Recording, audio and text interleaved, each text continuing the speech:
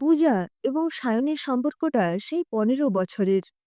সেই স্কুল জীবন থেকে তাদের প্রেম আজ থেকে ঠিক ৫ দিন আগে তা পূর্ণতা পেয়েছে। পাড়ার সুমনা কাকিমা অরুণাচল প্রদেশ ঘুরতে যাওয়ার দরুন সায়নের বিয়েতে আসতে পারেননি বলে আজ এসেছেন নতুন বউ দেখতে। সুমনা কাকিমা এসে সোফায় বসতেই পূজার শাশুড়িমা এসে পূজাকে বললেন, পূজা, ১ কাপ চা করে নিয়ে এসো। পূজা তখন সবে অফিস থেকে ফিরেছে। সে তার শাশুড়ির কথা অনুযায়ী ১ কাপ চা করে সুমনা কাকিমার সামনে রেখে তাকে পায়ে হাত দিয়ে প্রণাম করল। সুমনা কাকিমা বলল, তা অফিস থেকে এই আসা হলো বুঝি? পূজা মাথা নেড়ে বলল, হ্যাঁ। সুমনা কাকিমা চায়ে একটা চুমুক দিয়ে পূজার শাশুড়িকে বলল, তা শুনলাম নাকি তোমার বৌমা পুলিশে বড় র্যাঙ্কে চাকরি করে? পূজার শাশুড়িমা হাসতে হাসতে বললেন, হ্যাঁ, এটা নিয়ে আমার খুব গর্ব হয়। সুমনা কাকিমা মুখ বেঁকিয়ে বলল, বাবা, এই নিয়ে আবার গর্ব করার কি আছে শুনি? পাড়ার লোকেরা তো বলছে নিশ্চয়ই মেয়ের টাকা আছে বলেই বিয়ে দিয়েছে। আমি কি আর কান পেতে শুনি না? আর সত্যিই তো, তোমার ছেলে একটা ছোটখাটো প্রাইভেট ফার্মে চাকরি করে। আজ আছে কাল নেই। তোমাদের কোনো রকমে টেনেটুনে সংসার চলতো। তবে আমি তো বাপু বলি, সায়নের পেটে পেটে প্রচুর বুদ্ধি। এরকম একটা বিয়ে করে নিজের ভবিষ্যতের পথ উজ্জ্বল করেছে। সবাই তো দেখে বলছে যে তোমার ছেলে এই মেয়ের টাকা দেখেই বিয়ে করেছে।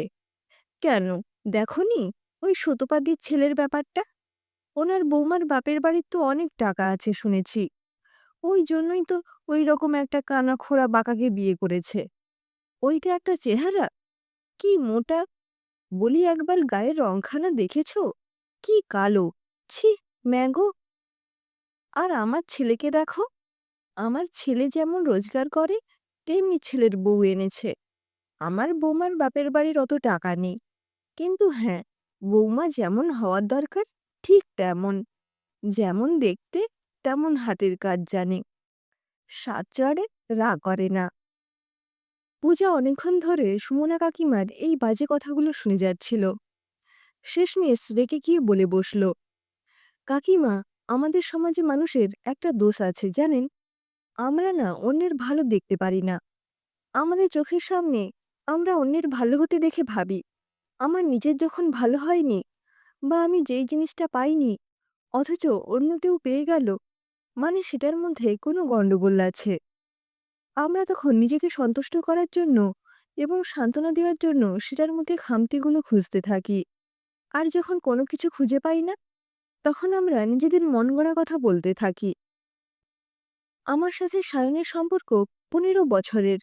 আর তখন আমি চাকরি করতাম না, আমি স্কুলে পড়তাম। আমার বাবার একটা মুদির দোকান ছিল। তাহলে কাকিমা, তখন কি করে সায়ন টাকার পেছনে ছুটল? আর রইল বাকি সুতপা কাকিমার ছেলের কথা। শুনেছি ছেলেটি মেয়েটিকে ভীষণ ভালোবাসতো। মেয়েটিকেও ৬ বছর ধরে ভালোবাসতো। তখনও মেয়েটির শারীরিক অবস্থা এই রকমই ছিল। ও চাইলে ওই ৬ বছরে শ্বশুরবাড়ির টাকা নিতে পারত। আর তাছাড়াও শুনেছি ও স্ত্রীর চিকিৎসা ও নিজের পয়সায় করায়। তাই এবারও আপনি ভুল। ওর স্ত্রীকে ভালোবাসে বলে বিয়ে করেছে, ওর মা বাবার টাকা আছে বলে নয়। আর কাকিমা, গায়ের রং এবং তার চেহারা দেখে মানুষকে বিচার করবেন না।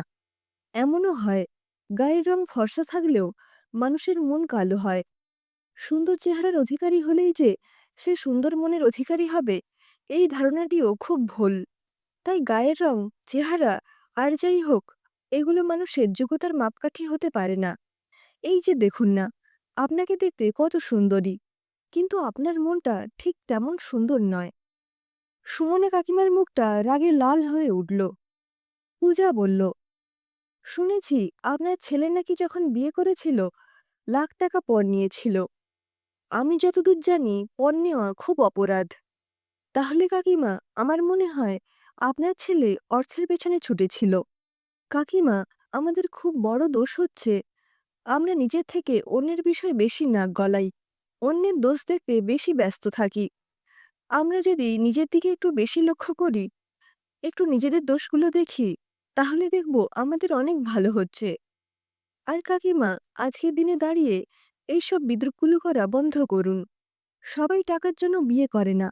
সবাই লোভে পড়ে বিয়ে করে না। অনেকে থাকে যারা প্রকৃত ভালোবেসে বিয়ে করে।